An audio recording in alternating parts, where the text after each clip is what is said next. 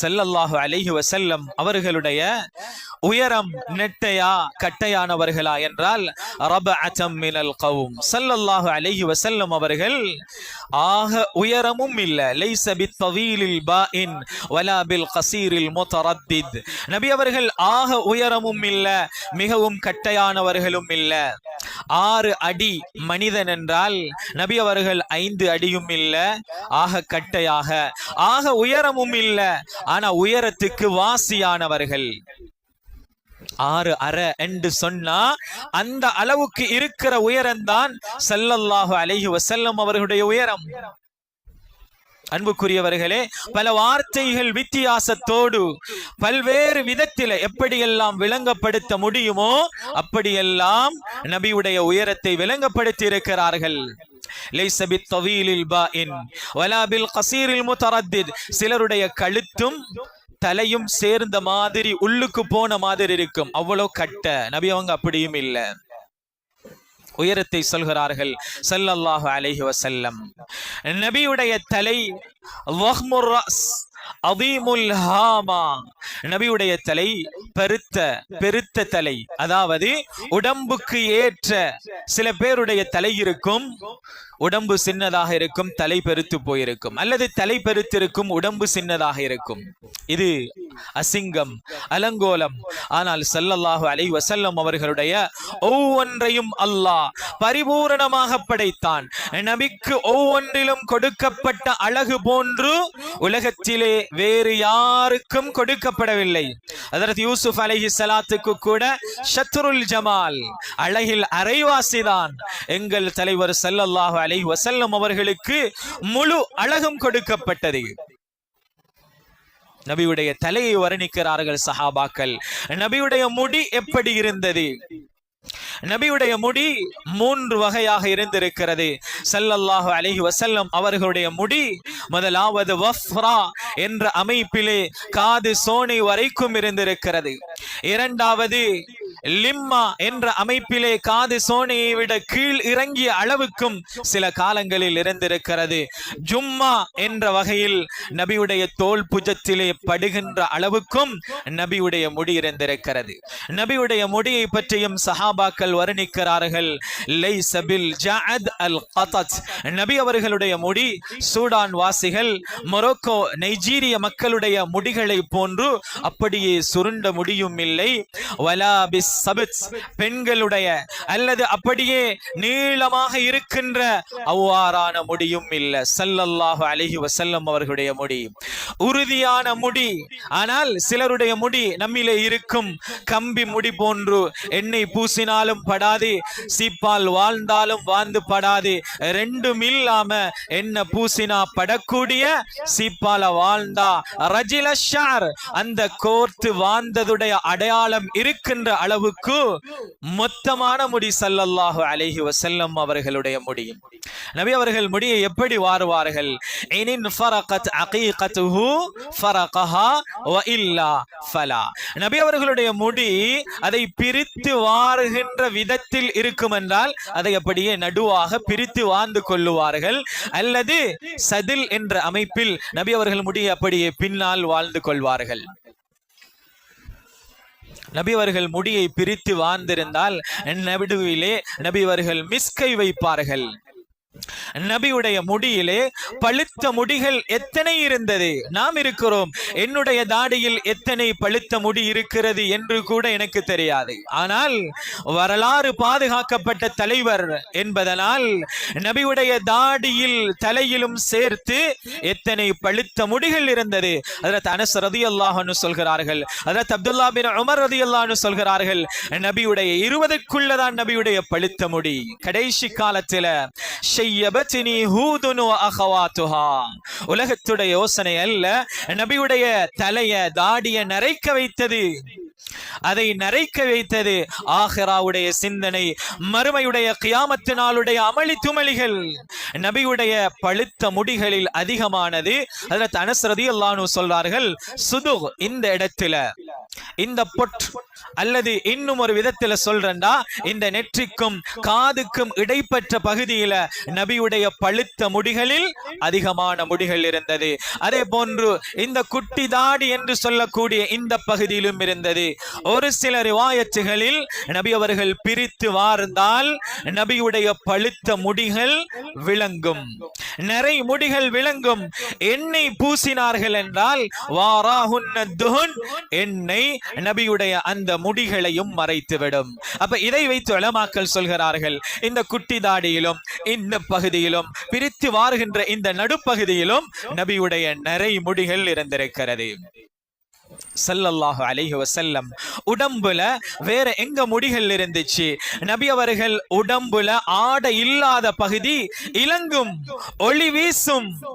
அதே போல முடி இல்லாத பகுதிகள் இலங்கும், ஒளி வீசும்.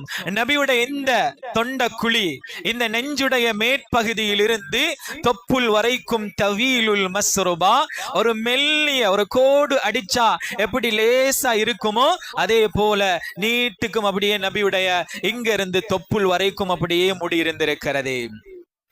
நபியுடைய இந்த பகுதியில 2 பகுதிகள்ல முடி இருந்திருக்கிறது. நபியுடைய மார்பு பகுதியில வயிற்றில முடி இல்ல, ஆனா நெஞ்சுக்கு மேலுள்ள இந்த பகுதியிலையும் அதே போல முழங்கையுடைய பகுதியிலும் நபிக்கு முடிகள் இருந்திருக்கிறது. இந்த அளவுக்கு சஹாபாக்கள் பார்த்திருக்கிறார்கள், பாதுகாத்திருக்கிறார்கள் ஸல்லல்லாஹு அலைஹி வஸல்லம் அவர்களை. அன்புக்குரியவர்களே, அதற்கு பின்னால நபியுடைய நெற்றி வாசிஅல் ஜபீன், வாசிஅல் ஜபீன், அகலமான விசாலமான நெற்றி. நபியுடைய நெற்றி சிலாக்களுக்கு இந்த முடியும் சேர்ந்து சின்னொரு நெற்றி மாறி இருக்கும். இல்ல, நபியுடைய விசாலமான நெற்றி, ஒளி வீசுகின்ற நெற்றி நபியுடைய நெற்றி. இந்த கண் புருவம் இருக்கிறது தானே, இது நபியுடைய வளைந்ததாக இருக்கும், நீண்டதாக இருக்கும், அடர்ந்த முடிகளை உடையதாக இருந்தது. இந்த 2ம் சேர்ந்திருந்ததா, இந்த 2 புருவங்களும் சேர்ந்திருந்ததா என்றால் சஹாபாக்கள் அதையும் பார்த்து வர்ணித்திருக்கிறார்கள். சவாபிஅ ஃபீ கைரி கரனின், தூரத்திலிருந்து பார்த்தா 2ம் சேர்ந்தது மாதிரி இருக்கும், ஆனா கிட்ட வந்து பார்த்தா அந்த 2க்கு மத்தியில் ஒரு சின்ன இடைவெளி சேராமத்தான் இருந்துச்சு.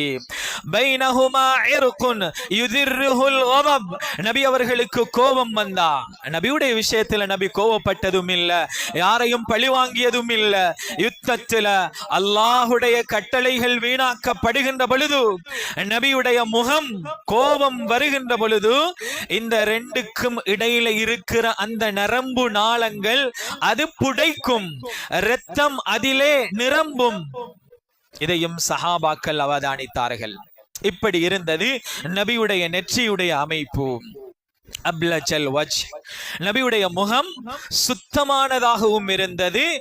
ரஅய்து ரஜுலன் லாஹிரல் வதாஆ, உம்மு மஅபத் அல் குஸாஇய்யா ரலியல்லாஹு அன்ஹா நபியை பத்தி வர்ணிச்சதுல ஆக சிறப்பாக வர்ணிச்சது, அவங்க வர்ணிச்சது மாதிரி யாரும் வர்ணிக்கல. வயசு போன ஒரு பெண், நபி அவர்கள் ஹிஜ்ரத் போன சந்தர்ப்பத்தில் அந்த உம்மு மஅபத் அல் குஸாஇய்யா ரலியல்லாஹு அன்ஹா அவர்களுடைய கூடாரத்துக்கு போனாங்க. நபியிடம் இருந்த கட்டுச்சாதனங்கள் முடிஞ்சிட்டு அந்த உம்மு மஅபத் ஒரு வயசு போன பொம்புல, நல்ல விருந்து ஏற்பாடு செய்யற பொம்புல. நபி அங்க போனாங்க. ஆனா அந்த நேரம் விருந்துக்கு எதுவும் இல்ல. இருந்த ஆடுகளையும் கணவன் எடுத்துக்கொண்டு மேய்ச்சலுக்காக பேய்த்திட்டாரு. ஒரே ஒரு ஆடு, அது இந்த ஆடுகளோட சேர்ந்து போக முடியாது, அவ்வளவு இயலாம, சுகம் இல்லாம, நோய் வாய்ப்பட்டு இருந்துச்சு. அப்ப நபி அவங்க கேட்டாங்க, எதுவும் இல்ல.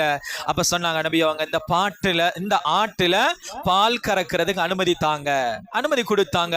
நபி அவர்கள் தன்னுடைய முபாரக்கான கையை வைக்கிறார்கள், பாத்திரம் நிரம்புகிறது, நபி குடிக்கிறார்கள், ஹஜ்ரத் அபூபக்கர் குடிக்கிறார்கள், அவர்களுடைய பயண வழிகாட்டியும் குடிக்கிறார். அவர்களுக்கும் 2 பாத்திரங்களை நிரப்பி வைத்துவிட்டு நபி அவர்கள் சென்று விட்டார்கள். கொஞ்ச நேரம் இந்த நபியை பார்த்த அந்த உம்மு மஅபத் அல் குஸாஇய்யா யஹ்யா நபி அவர்களை மிக அழகாக வர்ணிக்கிறார்கள். வரலாறுகள்ல பதியப்பட்டிருக்கிறது. அவர்கள் பாவிச்ச வார்த்தைகள் மிக சுருக்கமானது. அதற்கு விளக்கம் எழுதி முடிக்க முடியாத அளவுக்கு அவ்வளவு பலமான வார்த்தைகளை பாவிச்சிருக்கிறாங்க நபியை வர்ணிக்கிறதுல. ரஅய்து ரஜுலன் லாஹிரல் வலாஆ, முகத்துல அழகு. அந்த பௌர்ணமி நிலவு நபியை பார்த்து சஹாபாக்கள் சொல்றாங்களே, ஜாபிர் இப்னு சமரா ரலியல்லாஹு அன்ஹு சொல்றாங்க, 14ஆம் பிறை முழு பௌர்ணமி நிலவு நபிக்கு பக்கத்துல நான் இருந்தேன். நபியையும் பார்த்தேன், சந்திரனையும் பார்த்தேன். நபியையும் பார்த்தேன், சந்திரனையும் பார்த்தேன். ஃபலஹுவ இந்தி அஹ்ஸனு மினல் கமர், நபி அவர்கள் எனக்கு அந்த சந்திரனை விட அழகாக தெரிந்தார்கள். அன்புக்குரியவர்களே, ஒரு சந்திரன் அல்ல, 1000 சந்திரன்களை விட நபி அழகு நமக்கு விளங்குறதுக்கு சொல்லப்பட்டிருக்குது. நபியுடைய முகம் வட்டமானதா, லைஸ பில் முகல்ஸம் வலா பில் முத்தஹம். ஹஜ்ரத் அலி ரலியல்லாஹு அன்ஹு சொல்றாங்க, அப்படியே கோடு அடிச்ச மாதிரி, புற்றுல் வச்சு கீறின மாதிரி அப்படியே வட்டம் இல்ல. வகான ஃபீ வஜ்ஹிஹி தத்வீருன், வட்டத்துக்கு வாசியான முகம். பரா இப்னு ஆஸிப் ரலியல்லாஹு அன்ஹு ஒரு இடத்துல கேட்கப்பட்டுச்சு, நபியுடைய முகம் வாளை போல பளபளப்பா, சந்திரனை போல பிரகாசமா. சொன்னார்கள், சந்திரனை போல பிரகாசம். வாழை போல பளபளப்புண்டா நபியுடைய முகத்தை பார்க்கலாது. கண் கூசும், வாழை இப்படி வச்சா நேரடியாக பார்க்கலாது. அப்படியான முகம் அல்ல நபியுடைய முகம், சந்திரனை போல பிரகாசமான முகம். ஸல்லல்லாஹு அலைஹி வஸல்லம் அவர்களுடைய நிறத்தை பற்றி கிட்டத்தட்ட 14 சஹாபாக்கள் வர்ணித்திருக்கிறார்கள். அஸ்ஹரல் லௌன், அஸ்மரல் லௌன், அபியதல் லௌன். எப்படி வெள்ள ஸல்லல்லாஹு அலைஹி வஸல்லம் அப்படியே கடும் வெள்ளை அல்ல. எந்த வெள்ளை, எத்தனையோ வெள்ளைகள் இருக்குது. சில வெள்ளைகள் மக்களுக்கு, மனிதர்களுக்கு வெறுப்பான வெள்ளை, அதை பார்க்க முடியாது. நம்ம பாசையில சொல்றேன்டா, வெள்ளக்காரர்கள் ஒரு வகையான வெள்ளை, ஆனா அது ஒரு ரசிக்கின்ற, உள்ளத்துக்கு விருப்பமாக இருக்கின்ற ஒரு வெள்ளை அல்ல. குஷ்டரோகி அவரும் வெண்குஷ்டரோகி, அதுவும் ஒரு வெள்ளைதான், ஆனா அந்த வெள்ளைய பார்க்க முடியாது. நபி அவர்களுடைய நிறத்தை பற்றி சொல்கிறார்கள், லைஸ பில் ஆதம் வலா பில் அபியதில் அம்ஹக். வெள்ளண்டா அப்படியே அப்படி வெள்ளையும் இல்ல, அதே போல சிவப்புண்டா கடும் சிவப்பும் இல்ல, ரெண்டும் கலந்து ஆக அழகிய நிறம் நபி அவர்கள். முஷ்ரப் பிஹும்ரா, செந்நிறம் கலந்த, சிவப்பு கலந்த வெண்மைதான் நபியுடைய நிறம் ஸல்லல்லாஹு அலைஹி வஸல்லம். அன்புக்குரியவர்களே, அந்த அழகு, அந்த அழகிய வதனம், வசீமுன் கசீமுன். உம்மு மஅபத் ரலியல்லாஹு அன்ஹு சொல்றாங்க, அது இயற்கை அழகு.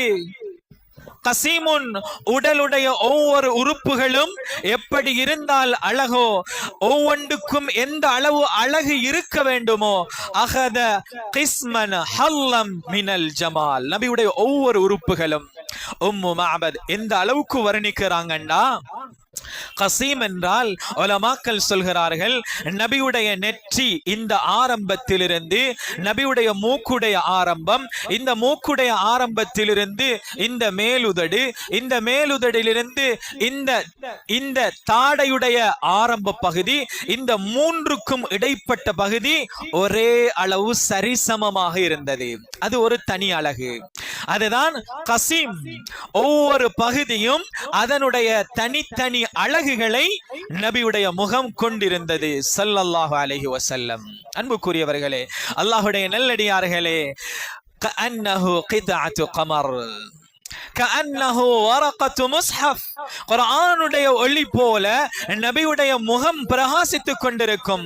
சஹாபாக்கள் வர்ணிக்கிறார்கள், யதலஅல வஜ்ஹுஹு தலஅலு அல் கமரி லைலத்தல் பத்ர். 14ஆம் பிறை. ஏண்டா எங்களுக்கு வேற ஒன்றை கொண்டு வர்ணிச்சு விளங்கப்படுத்த முடியாது, எங்கட புத்திக்கு விளங்குற ஒன்றை கொண்டு வர்ணிச்சிருக்கிறாங்க. இமாம் குர்துபி ரஹிமஹுல்லாஹ் சொல்றாங்க, சில உலமாக்களுடைய கருத்து, அல்லாஹ் நபியுடைய பரிபூரண அழக காட்டல்ல. ஏண்டா அத பார்க்கிறதுக்கு எல்லாருக்கும் சக்தி இல்ல. எல்லா கண்களுக்கும் அந்த நபியுடைய அழகை பார்த்துவிட முடியாது. அதனால் எந்த அளவு நபியுடைய அழகிலிருந்து பார்க்க முடியுமோ அந்த அளவு அழகைத்தான் அல்லாஹ் நபியுடைய முகத்திலிருந்து காட்டினான் என்ற அளவுக்கு உலமாக்கள் நபியுடைய அழகை எழுதி வைத்திருக்கிறார்கள். அன்புக்குரியவர்களே, அதனால் தான் சஹாபாக்கள், யா ரசூலல்லாஹ், உங்களை பார்க்காவிட்டால் எங்களுக்கு எதுவும் கை கால் ஓடுதில்ல. நபியை வந்து பார்த்துட்டு மரஹா போகும் அவங்க வீட்டுக்கு. இது ஸல்லல்லாஹு அலைஹி வஸல்லம் அவர்களுடைய நிறம், அவர்களுடைய அழகு. வலாபில் ஆதம், சொல்ல போனா மாவு புதிசில நல்லா வெள்ளையாயிருக்கும். கொஞ்ச நாள் போனா வண்டு வந்து புழு வந்து அந்த வெள்ளை கொஞ்சம் கொஞ்சமா மாறி மங்களா போயிடும். வெள்ளை துணி ஆரம்பத்தில் ஒரு வெள்ளையாக இருக்கும். 2 வருஷம் கழுவி கழுவி உடுக்கிற நேரம் கொஞ்சம் மங்கி போகும். இப்படி மங்கள் கோதுமையுடைய மங்கி போன வெளிரி போன வெள்ளை நிறமாகவும் ஸல்லல்லாஹு அலைஹி வஸல்லம் அவர்கள் இருக்கல்ல. செந்நிறம் கலந்த சிவப்பு கலந்த வெண்மை ஸல்லல்லாஹு அலைஹி வஸல்லம் அவர்களுடைய நிறம். நபியுடைய புருவத்தை பார்த்தோம். நபியுடைய கண், நபியுடைய கண்ணை பற்றி வர்ணிக்கிறார்கள். வஃபி ஐனைஹி தஅஜுன் அதஅஜுல் ஐனைன், நபியுடைய கண்ணுடைய வெள்ளை மிக வெள்ளையானது, கருப்பு மிகவும் கருப்பானது. அது ஒரு அழகு. சில ஆக்கண்ட கண் மஞ்சள் காய்ச்சல் வந்த மாதிரி மஞ்சள் அடிச்சு போயிருக்கும். அதை வச்சு நாங்க கேட்போம் நோயா அல்லது பிரச்சனையா? இல்ல. எப்படி பிறந்த பிள்ளைக்கு கருப்பு மிகவும் கருப்பாக, அந்த வெள்ளை மிகவும் வெள்ளையாக இருக்குமோ, இதை போன்று இருந்தது நபியுடைய கண். சில ரிவாயத்துகளில் அஷ்கலல் ஐனைன், அஞ்சலல் ஐனைன், அந்த வெள்ளையில சின்ன பிள்ளையோட கண்ணில் பார்த்தா விளங்கும், அதுல இருக்கிற அந்த சின்ன நரம்புகள் இரத்த நாளங்கள் சிவப்பாக இருக்கும். அப்படி சிவப்புக்கு கொஞ்சம் வாசி இருந்துச்சு. ஏண்டா சுக்குலா அஞ்சலல் ஐனைன்டா சிவப்புக்கு அந்த வெள்ளையில கொஞ்சம் சின்ன ஒரு வாசி, அதற்கு ஒரு சாய்வு இருந்தது. இது நபியுடைய கண். நபியுடைய இமையையும் சஹாபாக்கள் வர்ணித்திருக்கிறார்கள். நீண்ட இமைகளை உடையவர்கள் ஸல்லல்லாஹு அலைஹி வஸல்லம். அஹ்தபுல் அஷ்ஃபார் வஃபி அஷ்ஃபாரிஹி வதஃபுன், நபியுடைய இமையை வர்ணித்திருக்கிறார்கள். அதற்கு அடுத்தது நபியுடைய மூக்கு ஸல்லல்லாஹு அலைஹி வஸல்லம். நபியுடைய மூக்கு அக்னல் இர்னீன், நபியுடைய மூக்கு தூரத்திலிருந்து பார்த்தா கொஞ்சம் உயர்ந்த மாதிரி இருக்கும். ஆனா நாங்க சொல்லுவோமே உள்ளுக்கு போன மூக்கு, அப்படியும் அல்ல, கொஞ்சம் உயர்ந்தது போல. இந்த வட்டமும் அழகானது. இந்த மூக்கிலிருந்து நேரடியாக ஒளி வீசுவதனால் தூரத்திலிருந்து பார்க்கக்கூடியவர்கள் அஷம்ம, உயர்ந்த அல்லது நீண்ட மூக்குடையவர்களாக நபியை விளங்கிக் கொள்வார்கள். ஆனா அப்படி இல்லை, அதிலையும் நடுத்தரம். எப்படி இருந்தால் அழகோ அப்படி நபியுடைய மூக்கையும் அல்லாஹ் படைத்திருந்தான். நபியுடைய வாயை பற்றி வர்ணிக்கிறார்கள். வாசிஅல் ஃபம், நபியுடைய வாய் விசாலமானது. அப்படி என்றால் நாவன்மை அதிகம் உள்ளவர்கள் நபி அவர்கள். அதனால் தான் நபி அவர்கள் பேசிய சில வார்த்தைகள், நபி அவர்கள் சொன்னார்கள் அல்லவா, ஊதீது ஜவாமிஅல் கலிம், நபியுடைய சில வார்த்தைகள் சின்ன சின்ன வார்த்தைகள், 3 வார்த்தைகள், ஆனா 30 பக்கத்துக்கு விளக்கம் எழுதுவாங்க. இன்னும் நபியுடைய எத்தனையோ வார்த்தைகளுக்கு விளக்கம் எழுதி முடிக்க முடியல. அப்ப அவ்வளோ விசாலமான வாய் என்றால் அது அரபிகளிடத்தில் புகழுக்குரிய ஒரு வாய். கொஞ்சம் வாய் பெருத்திருக்கணும். வாய் சின்னதாக இருந்தா அது அரபிகளிடத்துல அது புகழுக்குரிய வாய் அல்ல. அப்ப அதுல ஒரு குறையொண்டு இருக்குது என்பது அரபிகளுடைய கணிப்பு. அதனால அதுலயும் அல்லாஹ் குறை வைக்கல. அப்ப விசாலம் என்பதனால முகத்துடைய அமைப்புக்கு அலங்கோலமாக இருக்கிறதல்ல, அந்த முகத்துடைய தோற்றத்துக்கு ஏற்ற அழகிய வாய் ஸல்லல்லாஹு அலைஹி வஸல்லம். நபியுடைய பற்களுக்கு முஃபல்லஜுல் அஸ்னான், நபியுடைய பற்களுக்கு மத்தியில் மெல்லிய லேசான இடைவெளி இருக்கும். இன்று அல்லாஹ் படைத்த படைகோலத்தை மாற்றுவதற்காக இன்று ஈர்களுக்கு மத்தியில் இடைவெளிகளை தேய்த்து ஏற்படுத்துகிறார்களே, இவர்களை நபி அவர்கள் சபித்தார்கள்.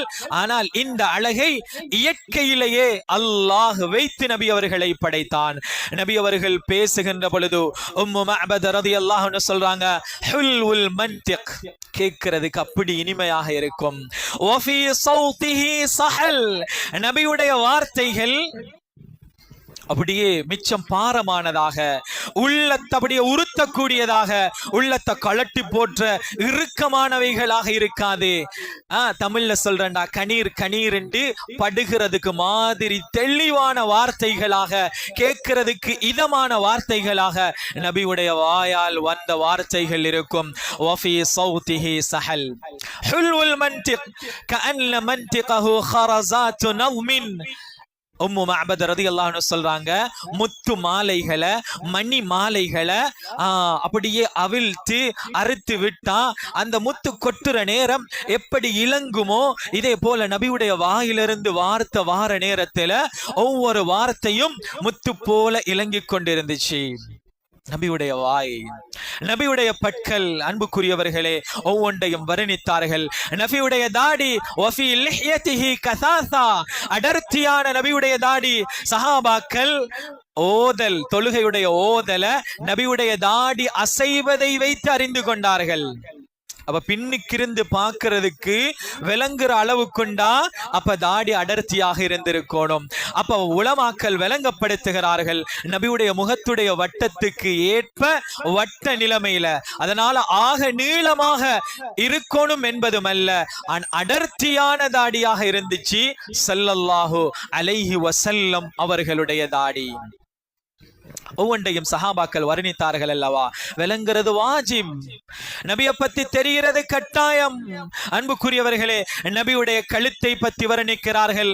கஅன்ன உனுகஹு கஜீதி துமியத்தில், எப்படி மெழுகு சிலைய அப்படி வார்த்து எடுத்தா அப்படி ஊத்த இல்லாம பளபளப்பாக மினுமினுப்பாக இருக்குமோ, அதே போல நபியுடைய அப்ப பின்னுக்கு நபியுடைய இந்த கழுத்து பிடரி இருக்குதானே, இதுல கொஞ்சம் நீளம். சில பேருடைய தலையும் இதுவும் உள்ளுக்கு போய் எப்படி இருக்கும், அப்படி அல்ல, ஒரு இடைவெளி இருந்துச்சு. வஃபி உனுகிஹி ஸதா, உம்மு மஅபத் ரலியல்லாஹு அன்ஹா சொல்றது போல அப்ப இது அவ்வளவு தூய்மையானதாக, இலங்கக்கூடியதாக, சற்று இடைவெளி உள்ளதாக இருந்தது நபியுடைய பிடரி. இது விசாலமாக இருந்துச்சு. ஒவ்வொரு மூட்டுகளும் உறுதியானதாக இருந்துச்சு. ஒவ்வொரு மூட்டுகளும் சதை பிடித்ததாக இருந்துச்சு. ஜலீலுல் முஷாஷி வல் கதித், சஹாபாக்கள் ஒன்றையும் விட இல்லை, ஒவ்வொன்றையும் வர்ணித்திருக்கிறார்கள்.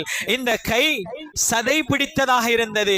சில கைகளை பார்ப்போம் முள்ளும் தோலும் மாதிரி இருக்குன்னு சொல்லுவோமே, அப்ப என்ன அர்த்தம், இந்த நரம்பு எலும்பு மட்டும் விளங்குற அளவுக்கு சதை இல்லாம இருக்கும். அப்படி இல்லை நபியுடைய கை, சதை பிடித்ததாக இருக்கும். உடம்பும் பாதினுன் முத்தமாசிக், அப்ப நபி அவங்களோட கொளுத்த உடம்பாண்டா சொல்றாங்க. நபி அவர்களுடைய உடம்புல சதை இருந்துச்சு, ஆனா அது கட்ஸான கவியான சதை.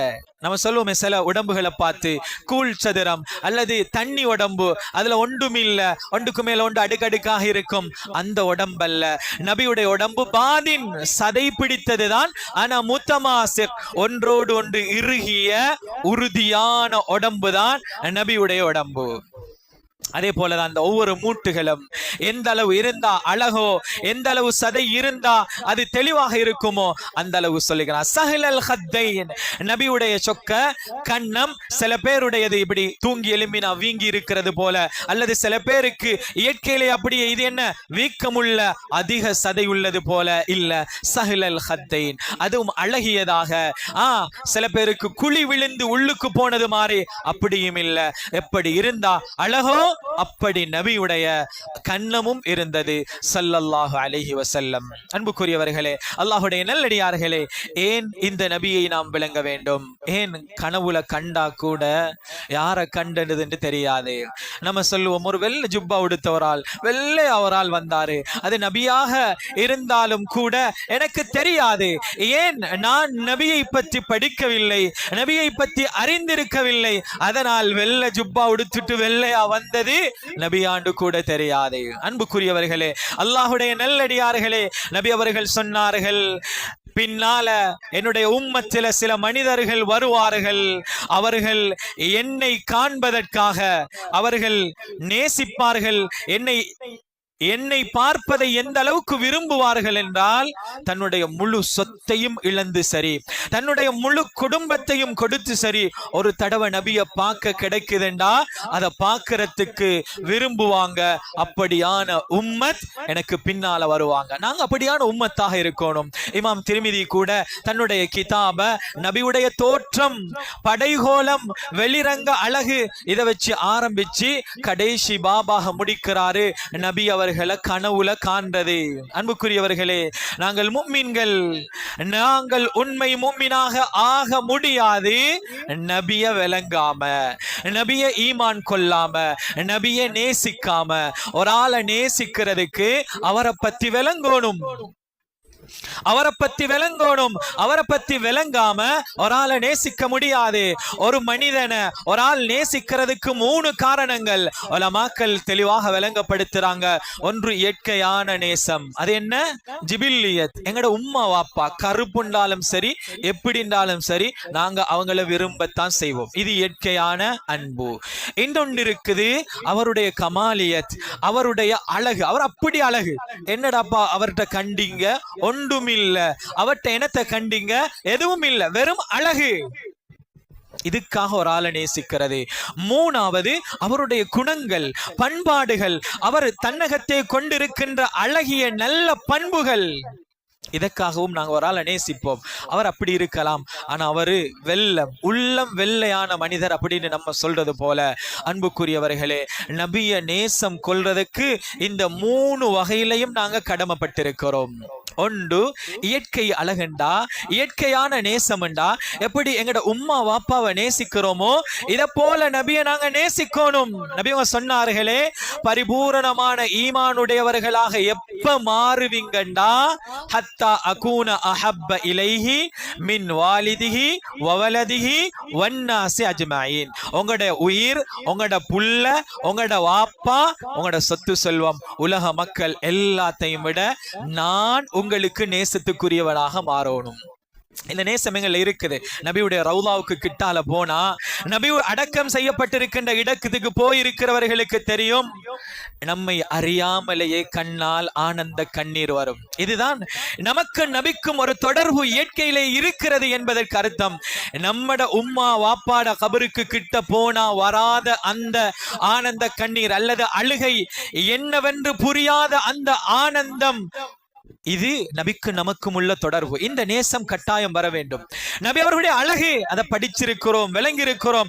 நபியை நேசிக்க உலகத்தில யாரையோ என்னென்ன அழக வச்சு நேசிக்கிறோம் என்றா, நேசிக்க தகுதியான அழகுடைய ஒரு மனிதர் அது ஸல்லல்லாஹு அலைஹி வஸல்லம் அவர்கள் மாத்திரம்தான்.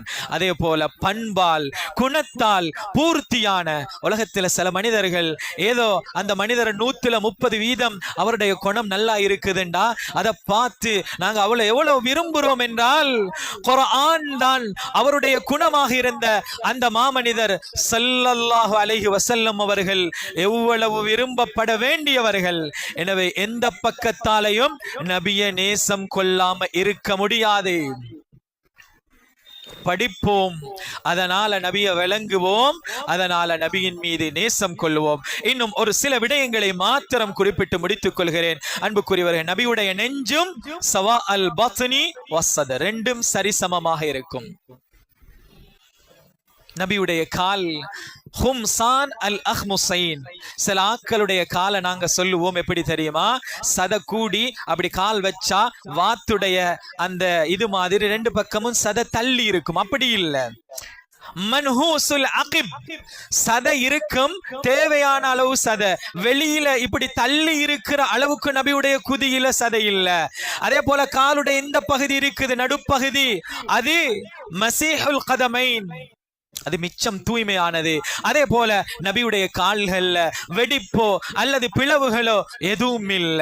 நபி அவர்களுடைய நடைய வர்ணிச்சிருக்கிறாங்க. மேலிருந்து பள்ளத்தை நோக்கி நடந்தா எப்படி கவனமாக வச்சு நடப்போம். குதிகால வச்சு நடக்கலுமா? மேல இருந்து கீழே நடந்து வந்தா இல்ல. அப்ப நபியுடைய நட சாதாரண தரையிலும் சம தரையிலும் மேடிலிருந்து பள்ளத்தை நோக்கி வந்தால் அப்ப என்ன செய்வோம்? உறுதியாக எடுத்து கவனமாக வச்சு நடக்கிற நட.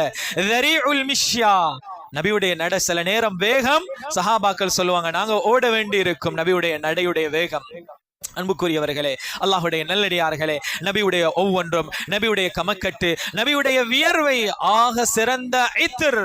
உம்மு சுலைம் ரலியல்லாஹு அன்ஹா நபி அவர்கள் வந்து கைலூலா தூங்குவாங்க பகல் நேரம். நபியுடைய மேனியில் இருந்து வியர்வை வடியும். அதை அப்படியே வடிச்சு எடுத்து தன்னுடைய அத்தர் போன்ற அந்த நறுமணம் போன்றதுல சேர்த்து வைப்பாங்க. நபி அவங்க கேட்டாங்க, எல்லாமே என்ன செய்றீங்க உம்மு சுலைம்? சொன்னாங்க, யார சொல்லலாம், எங்கட தீபுல உங்கடத்தையும் சேர்க்கிறோம். ஆக சிறந்த தீபாக எங்கட தீபு மாறிவிட்டது. நபியுடைய கையுடைய மிருது.